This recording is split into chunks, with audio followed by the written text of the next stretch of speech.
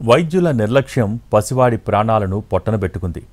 ఇంటికి వారసుడు వచ్చాడన్న సంబురాన్ని నెలలు గడవకముందే బొందపెట్టేశారు డాక్టర్లు. కళ్ల ముందే 45 రోజుల పసిగుడ్డు కన్నుమూయటంతో ఆ తల్లిదండ్రుల రోదన అంతా ఇంతా కాదు. సంగారెడ్డి జిల్లా హత్నూర్ మండలంలోని కొన్యాల గ్రామంలో ఈ ఘటన జరిగింది. ప్రభులింగం, అనురాధ దంపతులకి తొలిసారి కాన్పులో కుమారుడు పుట్టాడు. అకస్మాత్తుగా 45 రోజుల పసిబాబు అనారోగ్యానికి గురయ్యాడు. వెంటనే సంగారెడ్డి బైపాస్ రోడ్లోని శిశురక్ష చిల్డ్రన్స్ ఆసుపత్రికి తరలించారు. బాబుని పరీక్షించి పలు పరీక్షలు చేసిన వైద్యులు డెంగ్యూ జ్వరంతో ప్లేట్లెట్స్ తగ్గాయని తెలిపారు.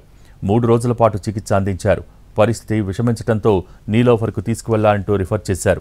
ఆ వెంటనే హుటాహుటిన ప్రైవేట్ అంబులెన్స్లో హైదరాబాద్ నీలోఫర్కు తీసుకొచ్చారు.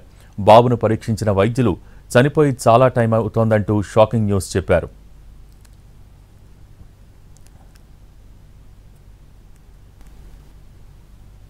తీసుకొచ్చి మేము తాకట్టు పెట్టి చూపించాము హాస్పిటల్లో. మా బాబు బతికిలేడు. మేము ట్రీట్మెంట్ మంచిగా 45 డేస్కు 4.7 అయింది సార్. మా అబ్బాయి మంచిగా అందంగా ఉండే, మంచి 80% అయితే అనవసరంగా ప్రాణం తిన్నారు బేబీ. అంటే సార్ పోస్ట్మార్టం చేయాల్సింది చేయండి అని చెప్పి వాళ్ళు 13th రోజు కంప్లైంట్ ఇచ్చి రిసీవ్ చేసుకొని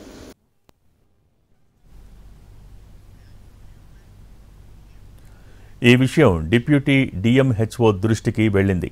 విచారణ కోసం ఆసుపత్రిని సందర్శించిన అధికారి రిపోర్టులను పరిశీలించారు. డెంగ్యూ నిర్ధారణకు ఎలిసా టెస్ట్ చేయలేదని వెల్లడించారు. శిశురక్ష ఆసుపత్రిలోని ల్యాబ్ను సీజ్ చేశారు. బాలుడి మృతికి వైద్యుల నిర్లక్ష్యమే కారణమని తెలుసుకున్న పేరెంట్స్ పిఎస్లో ఫిర్యాదు చేశారు. ఎఫ్ఐఆర్ నమోదు చేసుకున్న పోలీసులు 10 రోజుల తర్వాత శవానికి పోస్టుమార్టం చేశారు. హత్నూరా తహసీల్దార్ ఫర్హీనా షేక్ సమక్షంలో సంగారెడ్డి మెడికల్ కళాశాలకు చెందిన డాక్టర్లు పోస్టుమార్టం నిర్వహించారు. పోస్టుమార్టం రిపోర్ట్స్ను హైదరాబాద్లోని ఫోరెన్సిక్ సైన్స్ ల్యాబ్కు పంపామన్నారు వైద్యులు. రిపోర్ట్స్ వచ్చిన తర్వాత ఆసుపత్రిపై చర్యలు తీసుకుంటామని అంటున్నారు తహసీల్దార్ ఫర్హీనా షేక్. ఇక్కడ నుండి బాడీ ఎగ్జిబిషన్ కోసం రిక్వజిషన్ డాక్టర్ వేణుగోపాల్ గారు, తర్వాత డాక్టర్ దీపక్, వీరు అక్కడ సంగారెడ్డి మెడికల్ కాలేజ్ ప్రొఫెసర్స్, వీరి సమక్షంలో మనము బాడీ ఎగ్జిబిషన్ చేసి పోస్ట్ మార్టం కూడా బేబీ బాడీ మీద చేయటం జరిగింది. ఇప్పుడు ఇవన్నీ కూడా ఎఫ్ఎస్ఎల్ రిపోర్ట్స్ వచ్చిన తర్వాత దాని మీద తగు విచారణ చేసి యాక్షన్ తీసుకోవటం.